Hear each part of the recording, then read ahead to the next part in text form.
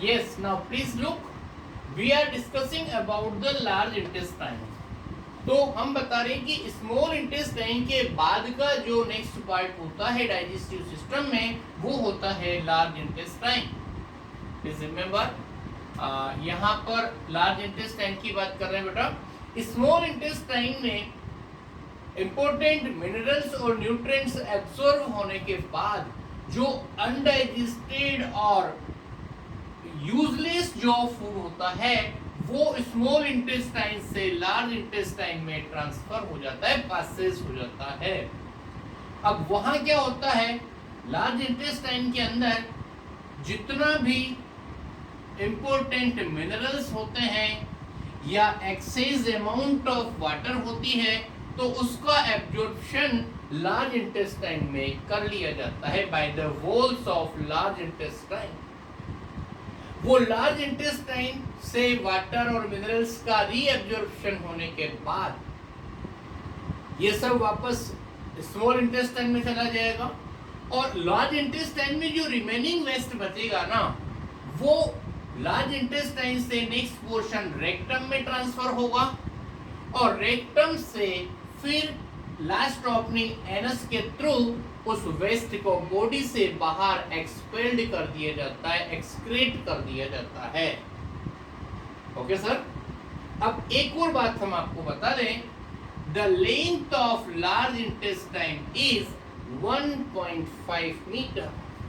Please remember, small intestine की जो length थी वो अपन ने कितनी बताई आपको, 7.5 और लार्ज इंटेस्टाइन की जो लेंथ है वो होगी आपके पास 1.5 metre.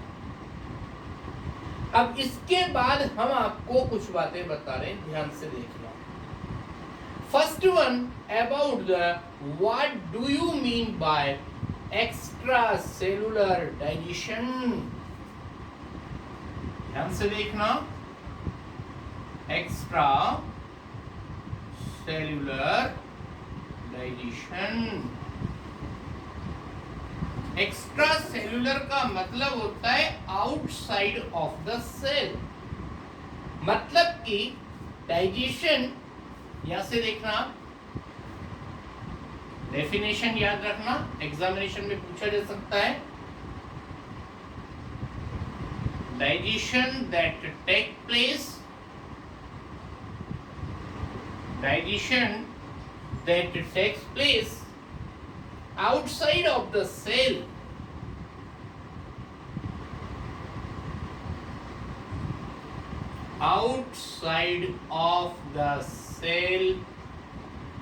in the alimentary canal,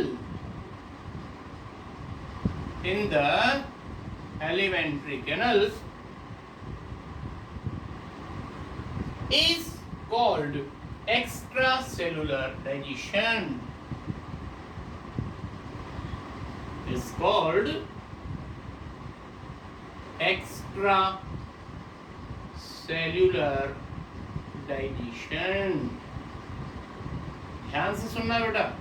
मतलब ये इसका बेस्ट एग्जाम्पल होगा digestion in the human being. इसका एग्जाम्पल याद रखना, that is the human.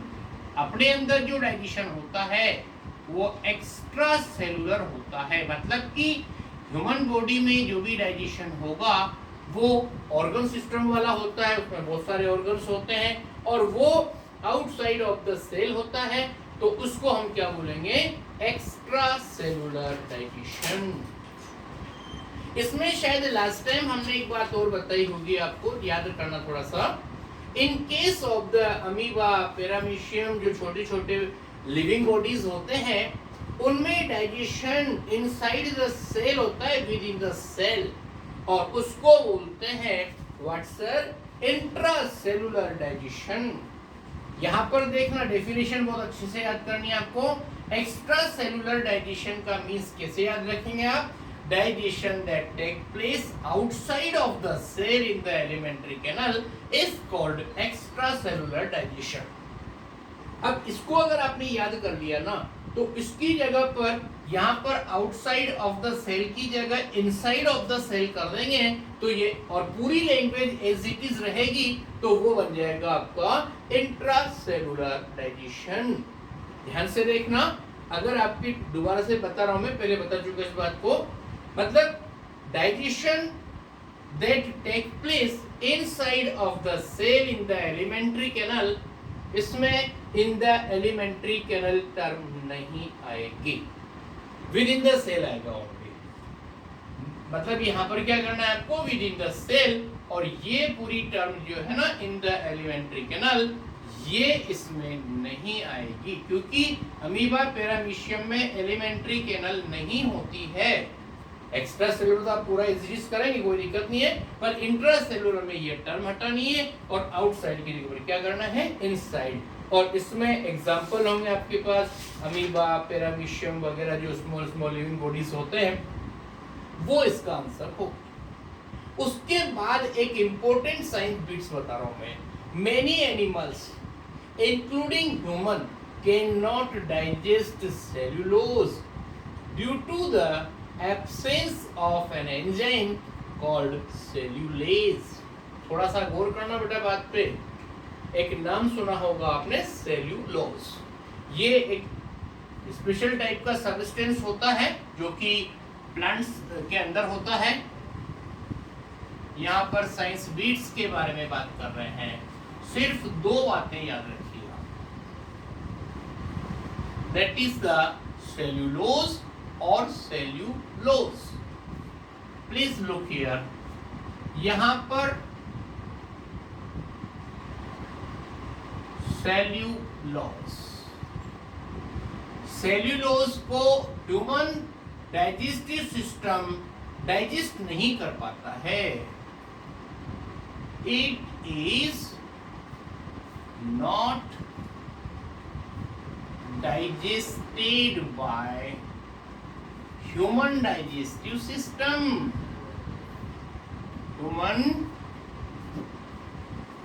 digestive system, due to absence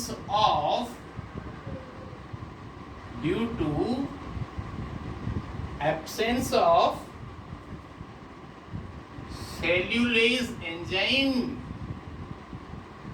due to absence of enzyme cellulase। मतलब जो भी हर्बीवोरस एनिमल्स होते हैं, ग्रास ईटिंग एनिमल्स होते हैं, उनके डाइजेस्टिव सिस्टम में एक एंजाइम होता है जिसको बोलते हैं हम सेल्यूलेज। लेकिन अपने डाइजेस्टिव सिस्टम में सेल्यूलेज एंजाइम नहीं होता है, इसलिए सिंपली जो ग्रास ईटिंग होती है वो अपना डाइजेस्टिव सिस्टम उसको डाइजेस्ट नहीं कर सकता है। एक और बात बता रहे हैं हम आपको, ग्रास ईटिंग एनिमल्स, ये जो मैंने बात बताई आपको, ये साइंस बिट्स की एक्स्ट्रा पॉइंट है, थोड़ा सा समझ के याद रखना। और एक और बात आप ध्यान से सुनना, कभी भी आपने देखा हो, यहां पर हम बात कर रहे हैं बेटा grass eating animals, that is grass eating animals. Grass eating animals में क्या होता है, that is the, for example cow chewing partially digested cud. मतलब वो लोग जब ग्रास ईटिंग करते हैं तो एक साथ पहले पूरी ग्रेजिंग कर लेते हैं, उसको चबा करके, थोड़ा सा चबा करके साइड में कहीं स्टोर कर लेते हैं उनके डाइजेस्टिव सिस्टम में। हम नेक्स्ट वीडियो में इसके बारे में बात करेंगे।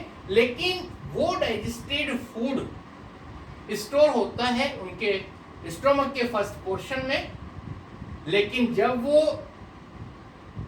रिलैक्स कंडीशन में बैठ गई होती है, उनकी रिक्वायरमेंट पूरी हो जाती है, तो वापस से रिवर्स पंपिंग से वो पार्टियल डाइजेस्टेड फूड जो है ना वापस माउथ में ले लिया जाता है और उसको वो रेस्ट कंडीशन में बैठ करके और उसको प्रॉपर्ली चेविंग करती रहती है, जिसको कॉमन लैंग्वेज में हम कड चेविंग या जुगाली करना बोलते हैं इसको।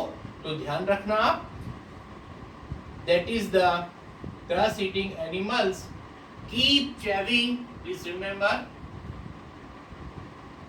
keep.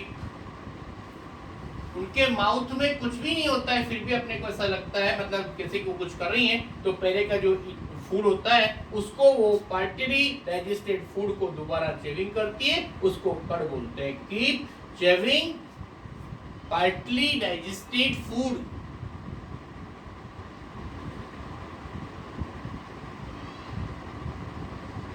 partly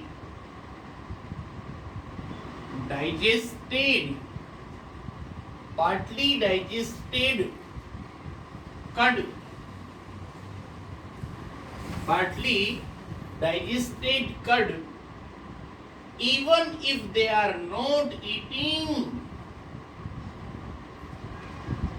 even if they are not eating, is called curd chewing. नाम सुना होगा आपने, जुगाली करना बोलते हैं हिंदी लैंग्वेज में इसको. काऊ बफेलो जो होती हैं वो ऐसे ईटिंग करती है जब वो फूड, पार्टली फूड जो उन्होंने पहले ईट किया हुआ है उसको दोबारा से, ये होता है आपका. Okay, this is enough. Remaining matter we study in the next video. Thank you very much.